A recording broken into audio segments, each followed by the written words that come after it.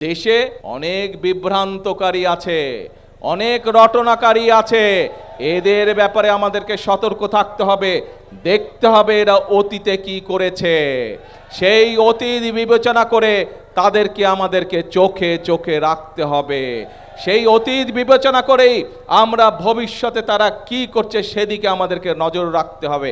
আমরা দেখেছি ৭১-এ তাদের ভূমিকা কি ছিল, আমরা দেখেছি ৮৬ সালে তাদের ভূমিকা কি ছিল, আমরা দেখেছি ৯৬ সালে তাদের ভূমিকা কি ছিল, আমরা দেখেছি বিগত ১৭ বছরের জনগণের যে আন্দোলন, সেই আন্দোলনে তাদেরকে আমরা রাজপথে দেখিনি। দেখেছিলেন আপনারা? আন্দোলনে বিএনপি সহ বিএনপির সাথে যেই রাজনৈতিক দলগুলি মাঠে ছিল তাদের নেতাকর্মীরা অত্যাচার নির্যাতনের শিকার হয়েছে, গুম খুনের শিকার হয়েছে। আজকে যারা বড় বড় কথা বলছে, যারা বলছে জনগণকে যারা বিভ্রান্ত করার চেষ্টা করছে বিএনপি সরকারের বিরুদ্ধে, তাদেরকে আমরা রাজপথে বিগত ১৭ বছর দেখি নাই। আজকে এরা সংস্কার কথা বলছে।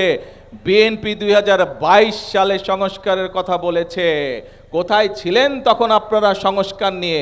সংস্কার এই দেশে সবচেয়ে প্রথম সংস্কার বিএনপি তথা খালেদা জিয়ার নেতৃত্বে এই সংস্কারের প্রস্তাবনা এই দেশের মানুষের সামনে উপস্থাপন করা হয়েছে। কাজে প্রিয় ভাই বোনেরা, আজকে এখন সময় এসেছে দেশকে আমাদের স্থিতিশীল রাখতে হবে। কোনো বিভ্রান্তকারীর কথায় বিভ্রান্ত হলে চলবে না।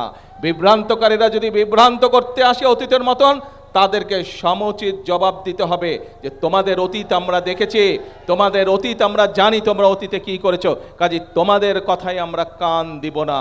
আমাদেরকে ফ্যামিলি কার্ডের বাস্তবায়ন করতে হবে, কৃষক কার্ডের বাস্তবায়ন করতে হবে, ইমাম মুয়াজ্জিম সাহেবদের যে ভাতা সেটির বাস্তবায়ন করতে হবে। আমাদের ভবিষ্যৎ সন্তানদেরকে আমাদের সঠিকভাবে গড়ে তুলতে হবে যাতে তারা মানুষের মতন মানুষ হতে পারে। আমার দেশের কৃষি ব্যবস্থাকে গড়ে করতে হবে, দেশে মিল কলকারখানা তৈরি করতে হবে যাতে দেশের বেকার যুবকরা, বেকার তরুণীরা যাতে সেখানে কর্মসংস্থানের ব্যবস্থা করতে পারে।